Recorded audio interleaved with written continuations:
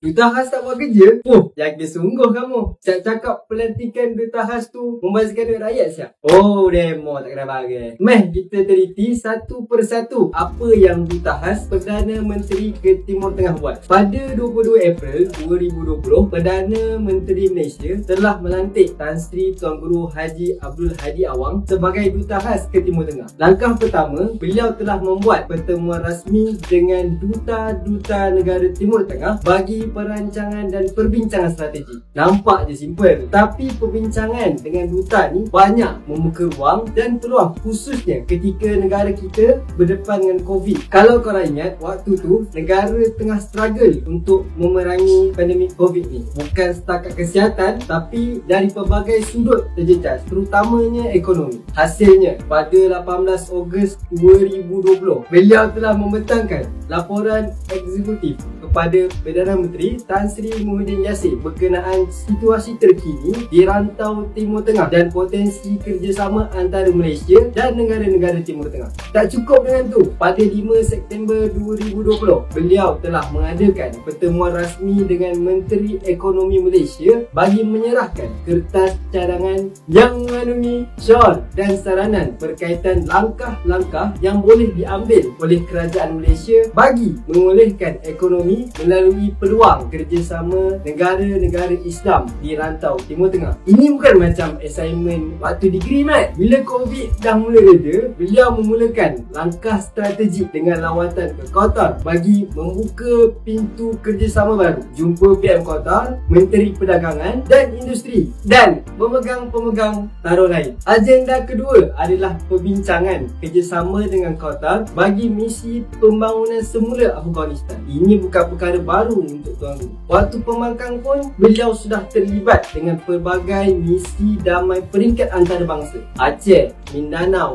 Yaman, Afghanistan, Perang Teluk. Ini semua atas faktor ketokohan beliau semenjak muda. Tidak hairanlah beliau dilantik sebagai Naib Presiden Persatuan Ulama Sedunia di bawah pimpinan almarhum Prof. Dr. Yusof Al-Qaradawi. Sewaktu beliau menjawat jawatan tersebut, beliau telah menulis satu kitab dalam bahasa Arab yang bertajuk Al-Islam wa Alaqatuhu bil Irham. Bukan kaleng-kaleng guys. Keluar buku bahasa Arab dan diterjemahkan pun dalam bahasa Melayu pada tahun lepas. Sebenarnya banyak lagi buku beliau yang diterbitkan dalam bahasa Arab. Buku BM jangan cakap lah. Lebih daripada 120 judul tulisan beliau. Tuan Guru ni antara ulama yang sangat lantang dalam isu berkaitan Palestin, agenda Israel dan kuasa besar dalam menawan Al-Quds. Sebab tu, antara benda penting yang beliau buat yang tak ramai tahu adalah mencetuskan usaha Aid for Palestine yang telah berjaya menggabungkan hampir 300 NGO. Sekretariat Aid for Palestine telah dibentuk melalui inisiatif pejabat duta khas semasa serangan Israel kepada Gaza pada tahun 2021. Hasil kempen yang dilancarkan berjaya mengumpul lebih daripada 16 juta ringgit untuk dana pembangunan Palestin dan Baitul Maqdis.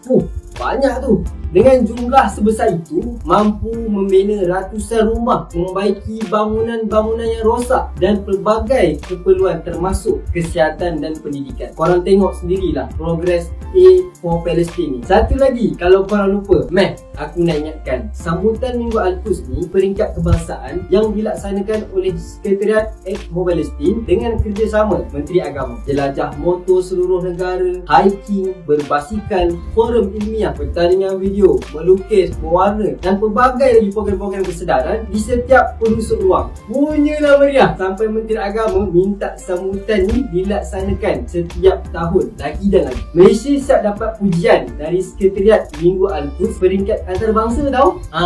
Ini semua atas idea dan kesungguhan daripada duta khas kita. Tapi itulah, benda baik macam ni mana orang nak sedar kan? Sebab itulah satu-satunya rakyat Malaysia di Palestin sangat menghargai Kerajaan Perikatan Nasional. Korang dengar sendiri apa kata beliau. Alhamdulillah, bila Tuan Guru Haji Hadi dinaikkan sebagai duta khas ke Timur Tengah, saya dilantik sebagai duta muhibbah di bumi Palestin. Dan sejak daripada itu, alhamdulillah bantuan banyak yang masuk daripada sahabat-sahabat dalam Perikatan Nasional, khususnya daripada PAS.